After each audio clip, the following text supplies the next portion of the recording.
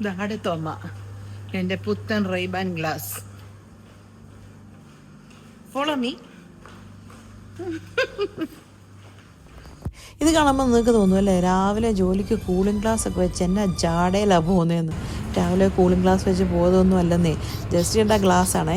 അത് ഞാനെടുത്ത് കൊണ്ട വണ്ടി വെച്ചില്ല, ജസ്റ്റ് ഇതൊന്നും ഓർക്കത്തില്ലെന്നേ. പിന്നെ വണ്ടിയെ കയറി കഴിയുമ്പോൾ അയ്യോ എൻ്റെ ഗ്ലാസ് ആരാ വീട്ടിൽ കൊണ്ട് വെച്ചേ, ഞാനത് ഇവിടെ വെച്ചിരുന്നാണല്ലോ, അങ്ങനല്ലേ ഇങ്ങനല്ലേ എന്ന് വെച്ച് നമ്മളെ വിളിച്ചോറെന്ന് പറഞ്ഞുകൊണ്ടിരിക്കും.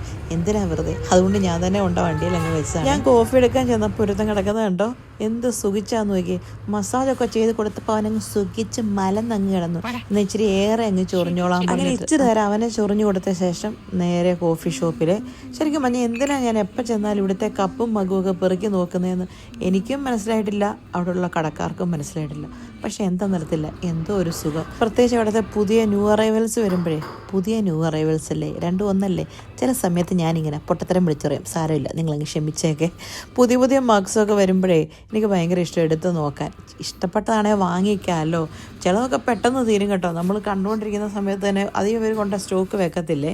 അപ്പം ഞാൻ പോയി നോക്കിയതാണ് പുതിയതും എല്ലാം വന്നു. നല്ലതൊരെണ്ണം വന്നിട്ട് വേണം എനിക്കൊരു മഗ്ഗല്ല, ഈ ടംബ്ലർ പോലത്തെ ചെറിയത് നമ്മുടെ സ്മൂത്തി ജാറില്ലേ, അതൊരെണ്ണം വാങ്ങിക്കാനായിട്ട്. പക്ഷേ മനസ്സിലൊന്നും പിടിച്ചില്ല. അങ്ങനെ കോഫിയൊക്കെ കുടിച്ചുകൊണ്ടിരുന്നപ്പോൾ ഞാൻ ആ ഒരു കാര്യം ശ്രദ്ധിച്ചത്, ഒരു ക്ഷണിക്കപ്പെടാത്ത അതിഥി എൻ്റെ മുഖത്ത്. വേറൊന്നും അല്ലെന്നേ, ഒരു കുരു.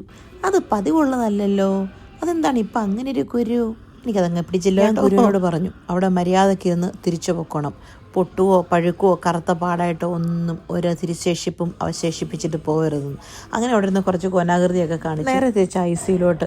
എന്നോട് ചില വീഡിയോ കാണുമ്പോൾ ആൾക്കാർ ചോദിക്കുവേ, എനിക്ക് ഈ തീറ്റയും കുടിയും മാത്രമേ ഉള്ളൂ എന്ന്. അതിപ്പോൾ ജോലിക്ക് കയറുമ്പം തീറ്റയും കുടിയും മാത്രമേ കാണിക്കാൻ പെർമിഷനുള്ളൂ. അതല്ല, എന്നും എൻ്റെ തീറ്റയും കുടിയും തന്നെയല്ല കാണിക്കുന്നത്. കുറച്ച് പേഷ്യൻസിനെ എടുത്ത് കാണിക്കാമെന്ന് വിചാരിച്ചാലേ അവർ പറയും പോയി വീട്ടിൽ ഇരുന്നോളാൻ. അതുകൊണ്ടാണ് തൽക്കാലം നിങ്ങളൊന്ന് അടങ്ങ്. അപ്പം ശരി, എന്നാൽ പോയിച്ചു വരാം.